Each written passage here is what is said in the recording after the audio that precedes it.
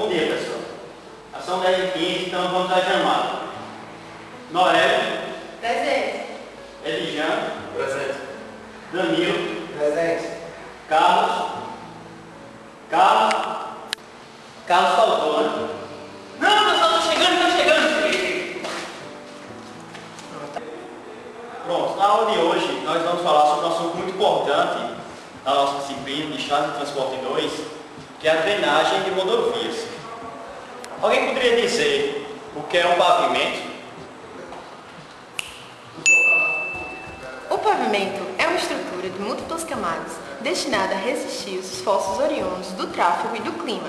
Geralmente é composto pelas camadas de subleito, regularização do subleito, reforço do subleito, subbase, base e revestimento. Muito bem, Léo. Agora eu vou dizer para vocês quais são os 4 níveis de drenagem de pavimentos, que são superficial, subsuperficial, profunda e de tal vértice.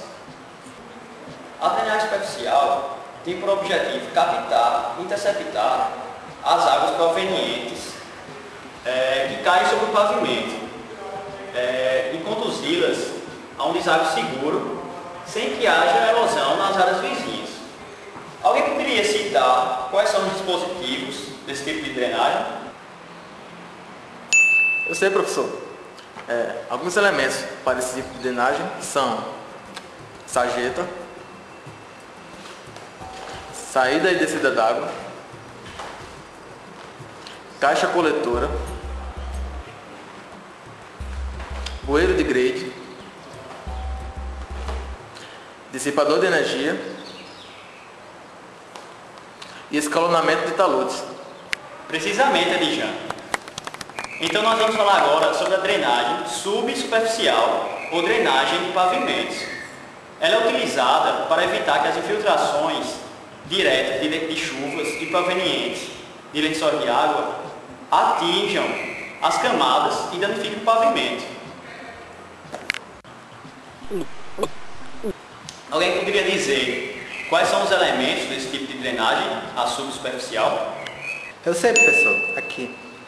Camada de base ou subbase drenante, dreno raso longitudinal para drenar a camada drenante, dreno lateral de base para drenar a base e dreno transversal, usado em pontos baixos de curva para drenar as águas dos drenos rasos.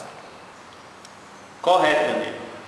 Então nós vamos falar agora sobre o terceiro tipo de drenagem, que é a drenagem profunda.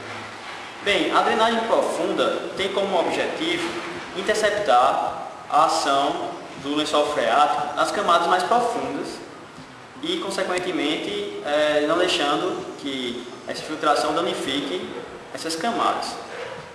Um dos procedimentos a ser adotados é o rebaixamento do lençol freático a 1,5 m a 2 metros do nível do subleito, abaixo do subleito. E só que anteriormente, primeiramente, nós devemos fazer um estudo geotécnico para analisar se há realmente a necessidade de fazer esse tipo de rebaixamento. Carlos, quais são os 5 exemplos de drenagem profunda, por favor?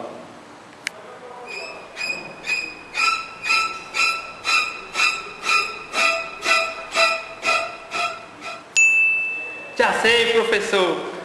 São dreno profundo, espinha de peixe, colchão drenante e drenos verticais.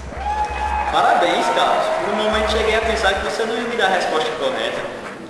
Bem, então, para finalizar, vamos falar sobre o último tipo de drenagem, que é a drenagem de Thalbergs, que consiste em transportar água de um lado da pista para o outro pelo Thalberg sem comprometer a estrutura da via. Pode ser feito de 3 maneiras, os Thalbergs. Primeiramente, com a alocação de uma ou mais linhas de bueiro sobre os aterros. Pode ser feito também com a construção de pontilhões ou também como as pontes para transpor os cursos de água. Então é isso, pessoal. Já que está todo mundo craque aí no assunto, nós vamos agora conhecer e entrevistar o engenheiro Lucas de Sá, da PSO, que está fazendo uma obra de pavimentação na Avenida Cruz das Armas, está alargando a via principal da Cruz das Armas.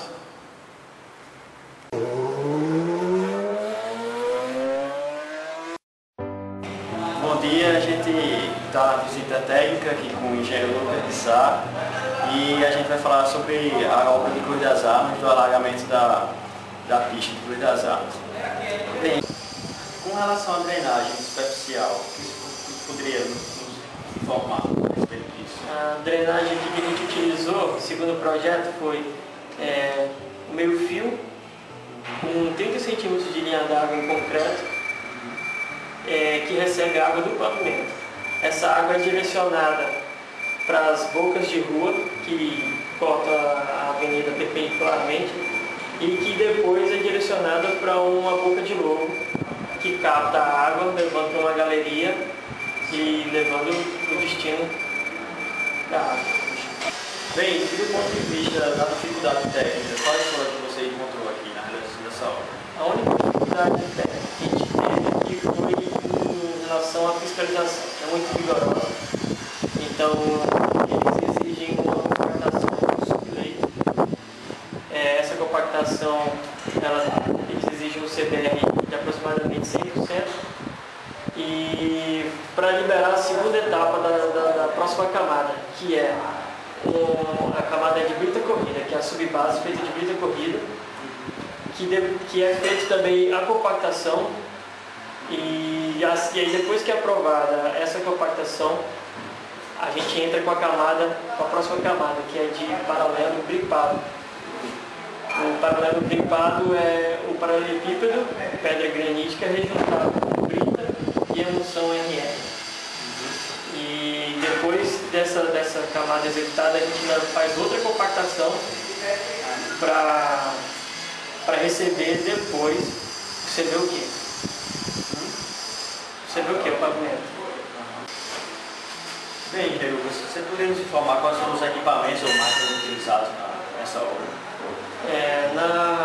No alargamento da avenida, a gente usou a reta escavadeira para quebrar as calçadas, fazer escavação. Para a compactação das camadas, a gente utilizou um rolo chapa a chapa ou um rolo liso para fazer essa compactação de cada camada. No muro, a gente utilizou uma betoneira